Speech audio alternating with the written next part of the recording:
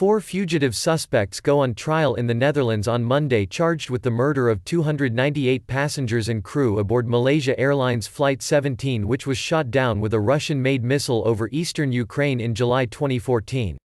Wreckage of the Boeing 777 fell to the ground in fields surrounding the Ukrainian village of Rybov in territory held by pro-Russian separatists fighting Ukrainian government forces. The jet was flying from Amsterdam to Kuala Lumpur when it was hit by a surface-to-air missile.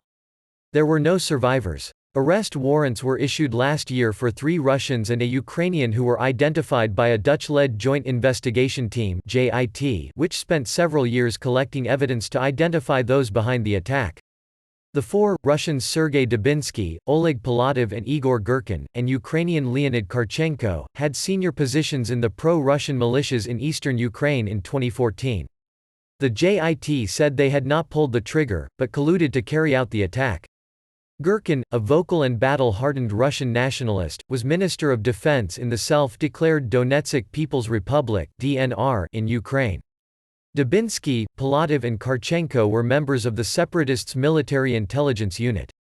The defendants are at large and are not expected to show up for the hearings at a high-security courtroom near Amsterdam's Schiphol airport where they will be prosecuted under Dutch law. If they don't appear, or fail to send lawyers, the judges could rule that the trial be held in absentia. In addition to charges for the deaths, they also face preliminary allegations of obtaining a missile launcher with the intent to bring down an aircraft. Russia has consistently denied any involvement or providing financial or military support to pro-Russian rebels in Ukraine. President Vladimir Putin's spokesman, Dmitry Peskov, said the Kremlin would wait to see how the trial panned out before commenting, but added that Russia had always had doubts about the objectivity of the Dutch-led investigation. The JIT includes judicial authorities from Australia, Malaysia, Belgium and Ukraine, in addition to Dutch police and prosecutors. The aircraft's downing led to sanctions against Moscow by the European Union. It also heightened political tension between Russia and Western powers who blame it for the disaster, which killed 193 Dutch, 43 Malaysian and 27 Australian nationals, among others. The largest criminal investigation in Dutch history painstakingly reconstructed the events leading up to and on July 17, 2014. Police and prosecutors examined tens of thousands of pieces of evidence, including videos, communication taps, satellite imagery, photos and social media posts. Among the evidence are images plotting the missile launcher's journey as it crossed into Ukraine ahead of the disaster. A reconstruction presented by prosecutors showed it returning to Russia a day later with 1 fewer missiles.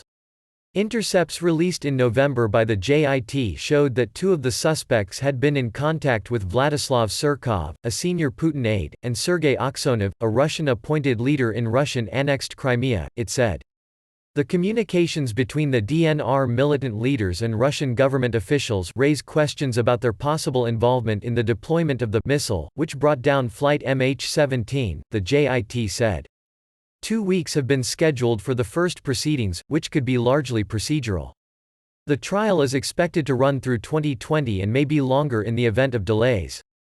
The JIT concluded in May 2018 that the missile launcher that took down flight MH17 belonged to the 53rd Anti-Aircraft Missile Brigade of the Russian Federation. It was based at the Kursk military base, just across the Ukrainian border, it said. The Russian Defense Ministry said at the time that not a single air defense missile launcher of the Russian armed forces has ever crossed the Russian-Ukrainian border.